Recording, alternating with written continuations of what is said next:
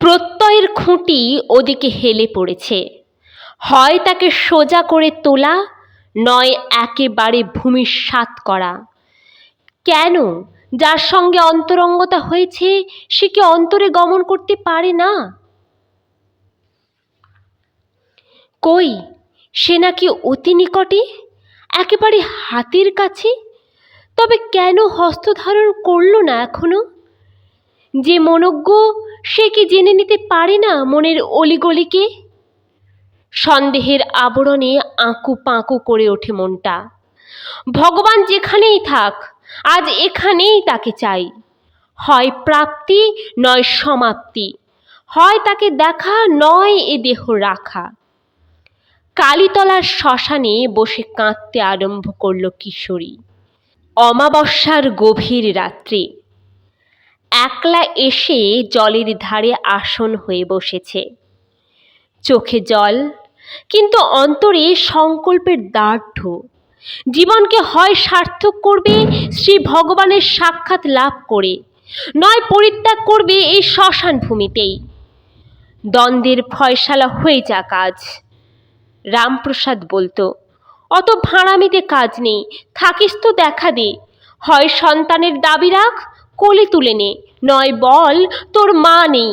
দেখ, মা মরা হয়েও ছেলে বাঁচে কিনা। অভিমান করে গান গায়, দাঁড়ে দাঁড়ে ভিক্ষে মেঘে খাবো, মা মলে কি তার সন্তান বাঁচে না। কিশোরীর হলো আর এক কাঠি উপরে। দেহ ধারণ করে যদি তোমাকে দেখতে না পেলাম, তবে এ দেহ দিয়েছ কেন? এ নিরর্থক বস্তুভার বহন করব কেন? বোঝা তবে নামিয়ে দিয়ে যাব এ নিকেশ নির্মুক্তির নিদান ভূমিতে। আমি দাঁড়ে দাঁড়ে ঘুরব না, আমি তোমার দুয়ারে হত্যে দিয়েছি। সিদ্ধ কাম করো, নতুবা এ দেহকে হত্যা করব।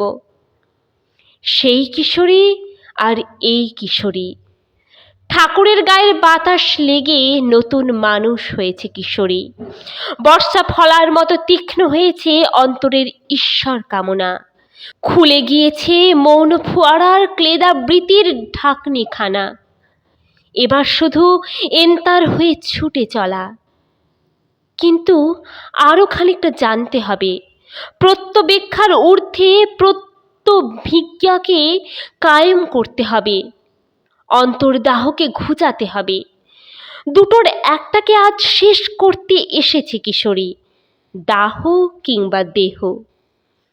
বসে, কিন্তু ধ্যান মগ্ন হলো না।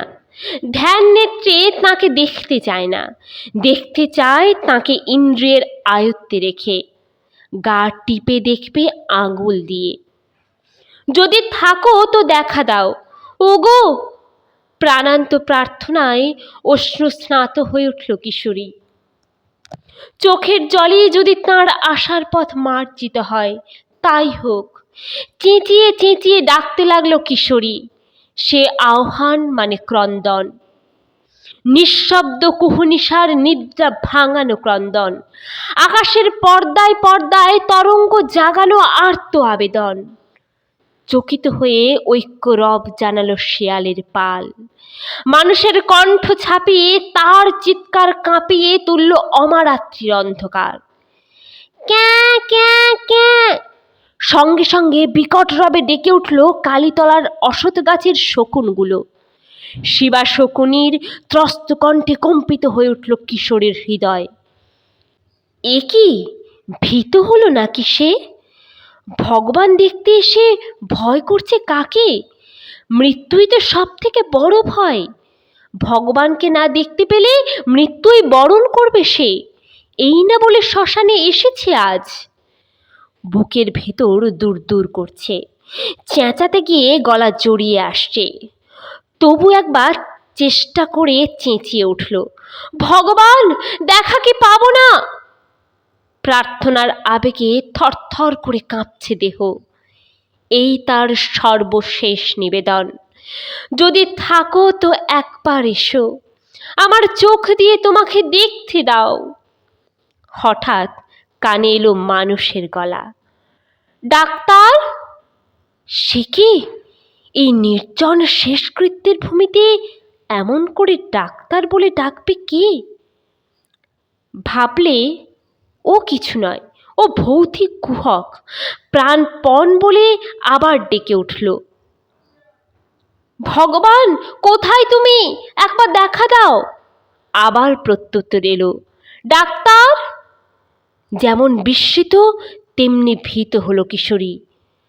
কোথাও মানুষ নেই, অথচ মানুষের কণ্ঠস্বর। সাহস করে জিজ্ঞেস করলে, তুমি কে?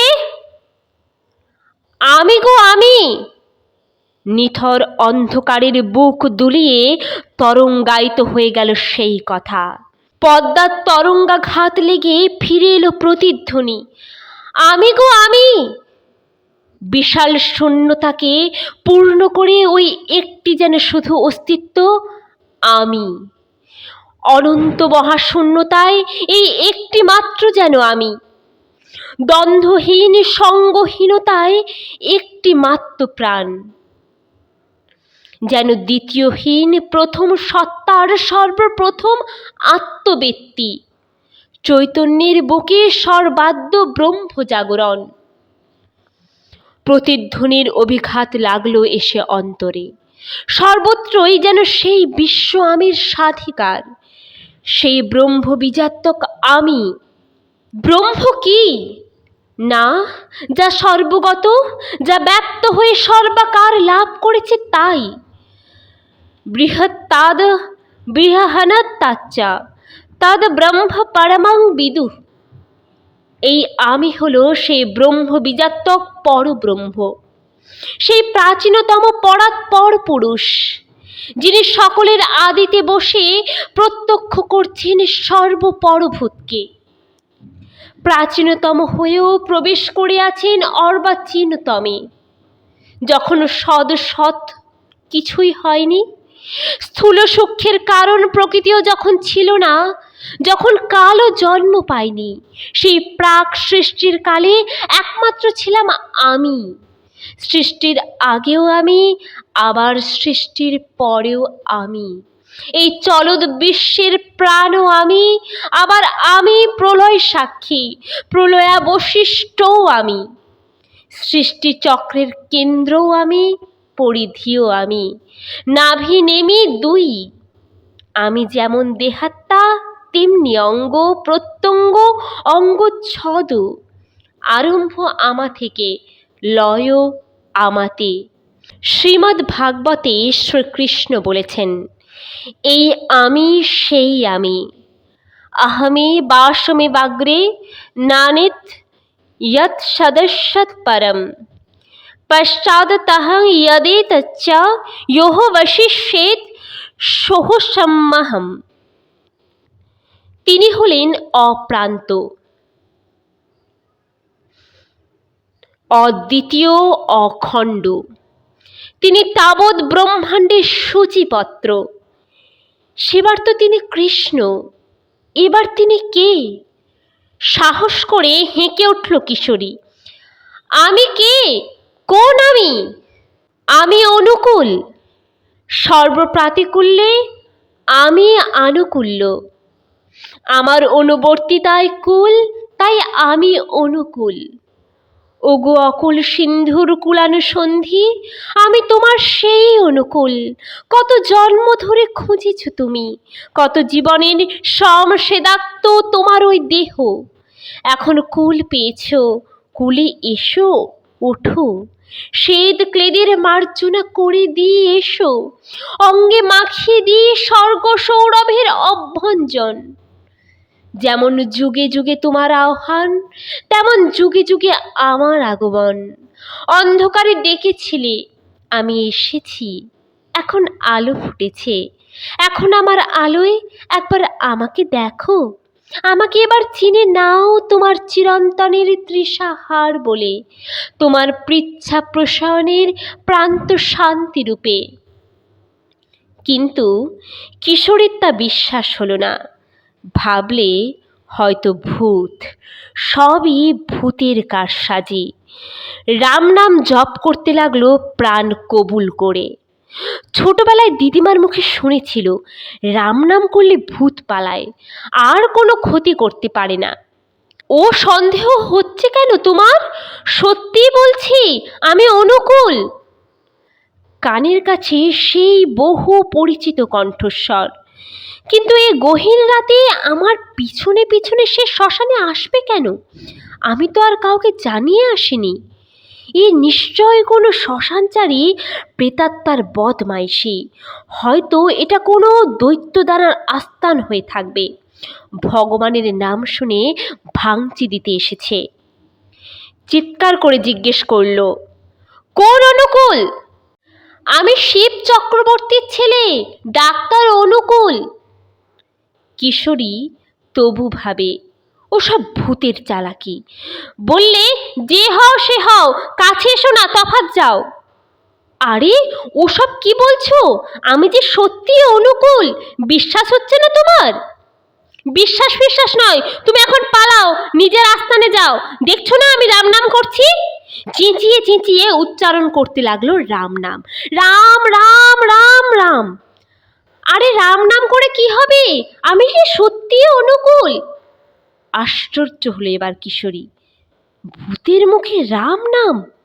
রাম নাম শুনলে যে পালায়, তার নিজের মুখে রাম রব। এ কি তবে ভূত নয়?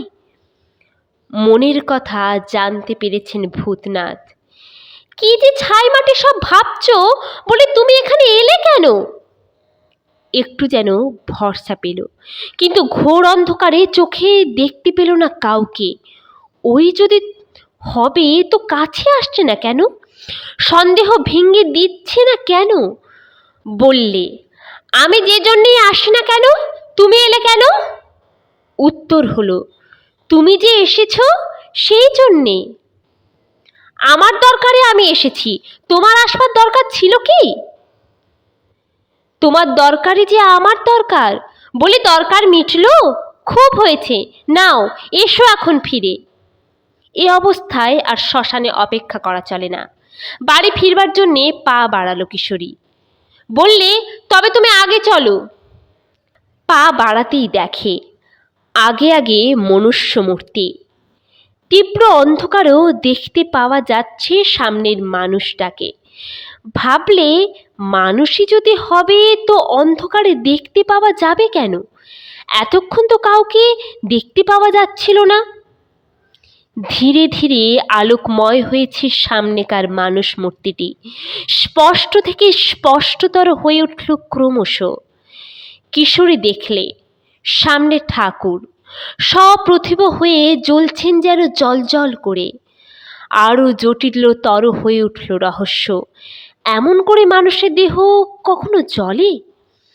অন্য অবস্থায় হলে মন এত সন্দিগ্ধ হতো না, কিন্তু আগে থেকেই যে রহস্য আর শঙ্কায় ঢাকা পড়েছে মনের খুঁটো নড়েছে।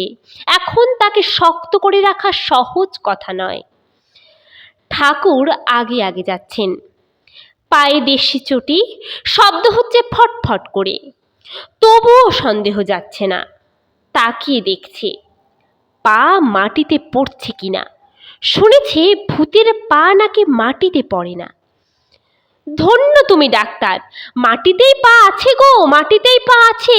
চটির শব্দ শুনতে পাচ্ছ না? বিস্মিত হতে হলো কিশোরীকে। কিশোরী দেখছে পিছন দিক থেকে। তা ও জানলো কেমন করে? ও ঠিকই বোধহয় ঠাকুর, কিন্তু আজ মীমাংসা চাই। পরীক্ষা চূড়ান্ত না করে আজ ছাড়বে না। পরীক্ষা দিতেই তো এসেছেন তিনি। যুগে যুগে কত পরীক্ষাই না দিতে হয়েছে এমনি করে।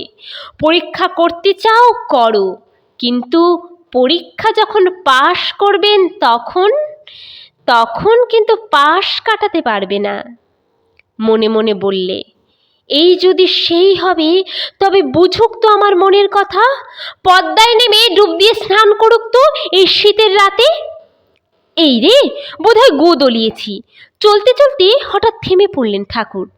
ডাক্তার, তুমি একটু দাঁড়াও, আমি একটা ডুব দিয়েই আসি, গাটা ঘিন ঘিন করছে। কিশোরী অবাক, আর কথা চলে না। তবু একবার বললে, এই শীতে আবার চান করবে কেন? বাড়ি গিয়ে কাপড় ছেড়ে তুলসী জল মাথায় দিলেই হবে।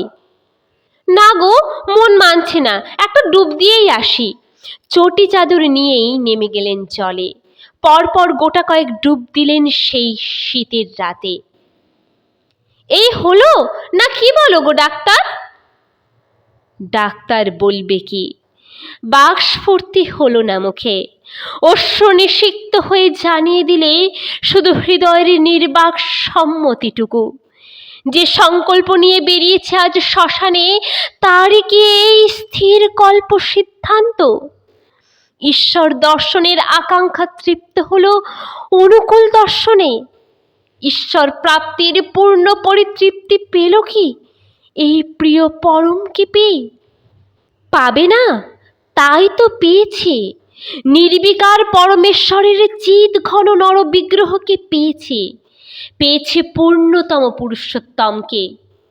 যুগগ্লানির নিষ্পেষণে পড়ে মানুষ ভগবান ভগবান বলে কেঁদেছিল। সেই কান্নার দড়ি গলায় বাঁধিয়ে টেনে এনেছে ভগবানকে। এবার সমস্যা যেমন অফুরন্ত, প্রকাশও তেমনি অনন্ত। আধার যেমন গাঢ়, আবির্ভাবও তেমনি প্রজ্বলন্ত। অবিশ্বাস যেমন তীক্ষ্ণ, প্রত্যয় প্রস্তুতিও তেমনি নিবিড়। ঈশ্বর এসেছেন কাঙাল হয়ে, মানুষের দুয়ারে দুয়ারে ফিরে করে ফিরছেন মুক্তির ডালা হাতে করে। চেঁচিয়ে চেঁচিয়ে বলছেন, ওরে আমি আছি রে, আমি তোদের শান্তি দেব। একবার শুধু বিশ্বাস কর, একবার একটু ভালোবাস। ওই ভালোবাসার লাগাম ধরে ছুটিয়ে নিয়ে যাব একেবারে পরম ধামে। তোদের যদি সম্মুখে কাল আসে, মহাকাল আসে, সে মহাকালের মহাকালত্ব লয় করে দেব আমি। আমায় একটু স্থান দে শুধু হৃদয়ে, যা চাস তাই পাবি। ভগবানের অদেয় কি কিছু আছে রে? যত ক্লেদ জমে থাকে থাকুক, যত সমস্যা স্তূপ উঠে থাকে থাকুক, আমি তোদের সব ক্লেদ মুছিয়ে দেব, সব সমস্যার সমাধান দেব। তোদের অমৃত লোকের যাত্রী করে তুলব। যা চাস তাই দেব, যা এখনো চাইতে শিখিসনি তাও দিয়ে যাব। হাজার বছর পরে কেন বেকুবের জন্য অনুতাপ করবি? এখন এসেছি, এখনই নে। বিশ্বাস করিস আর না করিস, আমি এসেছি, আমার কাজেই আমি এসেছি। তোদের কারো বুকে ব্যথা থাকতে আমার শান্তি নেই। আমি তোদের, তোদের জন্যেই আমার আশা। আমাকে তোরা নে। মানুষের জন্যে সদা ব্যস্ত হয়ে আছেন ঠাকুর। অগ্নিধ্র হয়ে হোমাগ্নি জিয়ে বসে আছেন জীবের জীব বিঘ্নকে পুড়িয়ে ফেলবার জন্য, পাপ তাপকে নস্যাৎ করবার জন্য, পাংশুলকে অংশ প্রতিম করে তুলবার জন্যে। यथाग्नि सुसमृद्धार्ची करतद्धांसी भस्मसात् तथा मौद विषया भक्तिरुद्ध वैनांसी কৃৎস্নসা। চাই শুধু একটু ভক্তি। পাপ দৈন্যের খড়ের গাদায় ওই ভক্তি হলো প্রজ্বলন্ত আগুন। চোখে ঘুম নেই, অতন্দ্র হয়ে আছেন ঠাকুর। সন্তানের যেমন জননী রুগ্ন ছেলের শিয়রে জেগে থাকেন কুশল কামনার প্রদীপ জেলে, তিনি তেমনি জেগে বসে জীব জগতের প্রহরায়। তাঁর চোখ রয়েছে, তাই আমরা চোখ বুজে চলছি। চাষি মাটি চষে ধান বুনে দেয়, জানে ধান হবে, কিন্তু সেই হওয়াটুকুনি আসবে কোত্থেকে? তিনি হলেন সেই বীজের মাঝের প্রাণন শক্তি, আবার মাটির নিচের সার। এই সারকে যে গ্রহণ না করল সেই অসার। ধানের শুধু খোলাই থাকবে, সে হবে চিটে, কুলোর বাতাসেই উড়ে যাবে, ঘরে উঠতে পারবে না। সংসারের মধ্যে যেমন সং আছে তেমনি সারও আছে। সংসারে এসে সং না সেজে খুঁটে নিতে হবে এই সারটুকুকে। বক বৃত্তিক না হয়ে নিতে হবে হংস বৃত্তিকে। আর তিনি কি করছেন? তিনি ক্ষীরের সঙ্গে জলও তুলে নিচ্ছেন। জল, ক্ষীর সবই অমৃতত্ব লাভ করছে তাঁর স্পর্শে। তিনি হলেন পরম সার বস্তু, সংসারের রস সার কেন্দ্র। সারিকে যদি না নাও, মারিকে তবে নিতে হবে। নিত্য সৎকে যদি না ধরো, নিত্যে তবে নাস্তানা বোধ হতে হবে অসতের হাতে। সতের নাম হলো জীবন, অসতের নাম মৃত্যু। একটা পরিণত হওয়া আর একটা অবলুপ্ত হওয়া, পঙ্ক প্রথিত হওয়া, সার্থকতা আর ব্যর্থতা। যে দ্বীপের মুখে শিখা জাগলো না, সে দ্বীপের দখল নেই কো দ্বীপ বৃক্ষে, প্রবেশ নেই তার দেব গৃহে। কুমোর বাড়িতে তৈরি হয়েছে, এবার কুড়িয়ে নাও সেই দীপন শিখাকে। অম্লান স্থির বহ্নি নিয়ে বসে আছেন ঠাকুর, জাগিয়ে রেখেছেন নির্ধূম পাবক শিখাটি। তুমি পরম পাবকই বটে, যেমন পাবক তেমনি পারক। তুমি হলে পরম পারক পুরুষ। আনন্দাশ্রুতে নেয়ে উঠল কিশোরী, ইচ্ছে হলো পায়ে লুটিয়ে পড়ে ওইখানে। কিন্তু সন্দেহ গেলেও সংকোচ যায়নি এখনো মন থেকে। ভাবলে কাল যদি আবার বলে দেয় আমি ভগবান বলে পায়ে ধরেছি ওর, লোকের কাছে লজ্জা পেতে হবে না তবে? কিন্তু যে নুয়ে পড়ছে তাকে ধরে রাখবে কেমন করে? শত প্রণামকে নিবারণ করবে কোন বারণে? এ নতি তো অবনতি নয়, এ নতি উন্নতি, ঊর্ধ্বের প্রতি আনতি। আর সংকোচ নয়, এবার বিস্তার স্বভাব হও। সংকোচ থেকে সংকট, আর বিস্তার থেকে নিস্তার। লজ্জার মাথা খেয়ে লুটিয়ে পড়ল বন্ধুর পায়ে, চোখের জল দিয়ে মার্জিত করে দিল জগৎ বন্ধুর চরণ কমল। লজ্জার হাতে পড়ে লাঞ্ছিত হতে যেও না, লজ্জাকে বিজয় করো, লোক ভয়কে অতিক্রম করো। কথায় আছে, ঘৃণা লজ্জা ভয় তিন থাকতে নয়। এক ভদ্রলোক কুয়ো থেকে জল তুলছেন, এমন সময় তার বন্ধু বান্ধবরা এসে হাজির। ভদ্রলোক আর ভেবে পান না কি করবেন।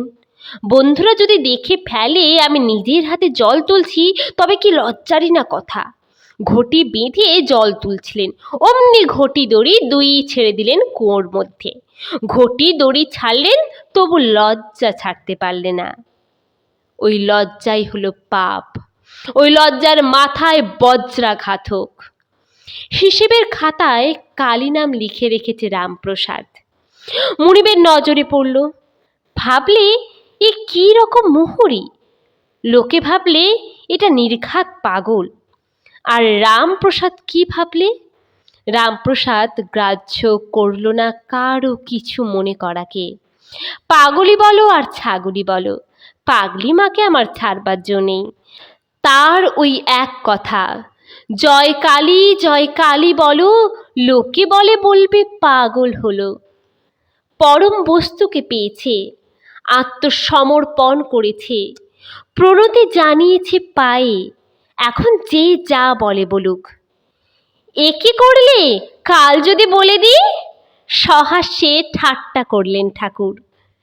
তাই বলে দিও তুমি স্বয়ং শম্ভু, বলো তুমি সেই সৎ সৎপর পরম পুরুষ।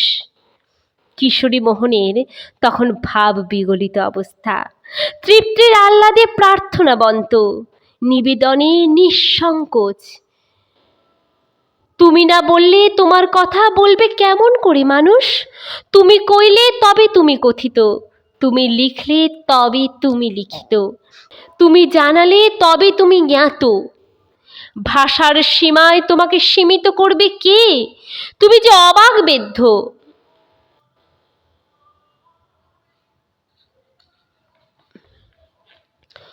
মহাদেবের 5 মুখ না হয়ে যদি 1000 মুখ হতো, তবে সে সহস্র রচনা দিয়েই বা তোমার কতটুকু বলতে পারত? প্রবচনে তুমি অলভ্য, শ্রুতিমেধায় তুমি অপরিমেয়, তুমি নিজেই তোমার আলেখ্য, তুমিই তোমার ভাষা, তুমিই তোমার ভাষ্য, তাই তোমার তনু পরিগ্রহ। তোমাকে তো নিজেই বলতে হবে, নইলে তোমার কথা বলবে কে? আমি তোমার জানি কতটুকু, দেখেছি কতটুকু।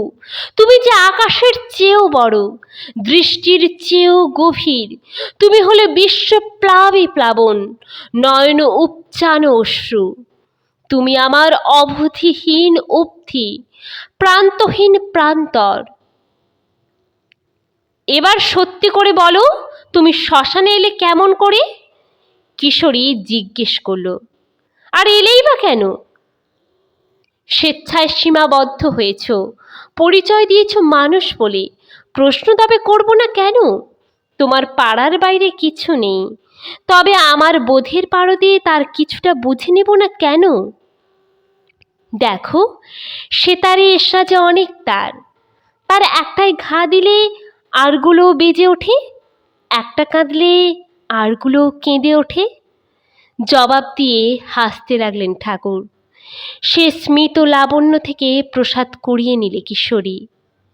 কি অপূর্ব উত্তর, কি সুন্দর ব্যাখ্যা! ব্যাখ্যা মানে সব চোখে দেখা ব্যাপার। লিখালেখি কি বাত নেহি, দেখা দেখি কি বাত। বইয়ের কথা নয়, দেখা সাক্ষাতের জিনিস। বললেন, আর শ্মশানে কাজ কি ভাই? চাওই বা কি, আর পাবেই বা কি? যা পাওয়ার তা কি পাওনি? শ্মশান সাধনে কি হবে? শাসন মেনে চলো এবার সেই শাশ্বত পুরুষের। পরমেশ্বরকে প্রেক্ষণ করলে, এবার তাকে পরিবহন করো। একবার পায়ে পড়েছিল কিশোরী, আর একবার পায়ে পড়ল এবার। তোমাকে কত কষ্ট দিয়েছি, আমাকে মার্জনা করো। হে বিভু, তোমার বিভূতি দিয়ে আমাকে পরিধৌত করো, আমার দৃষ্টিকে তুমি নির্মল করো। কিশোরী কাঁদতে লাগলো এবার। কাঁদো, কেঁদে কেঁদে ক্লেদ মুক্ত করো তোমার চোখকে। বৃষ্টিতে যেমন ধুয়ে যায় আকাশখানা, তেমনি করে প্রেম বরিশনে পরিধৌত করো তোমার নয়ন আঙিনা। কেঁদে কেঁদে হালকা হলো মহাকাশের আবরণ তলে বসে, প্রাণের বোঝা নামিয়ে দিল প্রাণ সর্বস্বের পদপ্রান্তে। কিশোরী কথা বলতে বলতে ঠাকুর বাড়িতে চলে এসেছিল ঠাকুরের সঙ্গে। এবার বাড়ি যেতে চাইল, বলল, একটা লণ্ঠন দাও। সে কি কথা, এত করে এসে এখন লণ্ঠন? বলে অন্ধকারে শ্মশানে গিয়েছিলে কেমন করে? সে গিয়েছিলাম প্রাণের আবেগে। ঠাকুর বললেন, আমারও তাই। হৃদয় সংবেগের রস সমৃদ্ধিতেই তাঁর সংবর্ধনা, অকৃপণ আবেগ ভূমিতে তাঁর অন্তর বিনিময়। তাঁর জন্যে যে কাতর হয়েছে, যে সম্বন্ধ পাতিয়েছে তাঁর সঙ্গে প্রাণের একান্তপুরে, তার সঙ্গে তাঁর অকাট্য প্রণয়। যেমন প্রাণান্তকর বিরহ, তেমনি দুরান্তকর মিলন।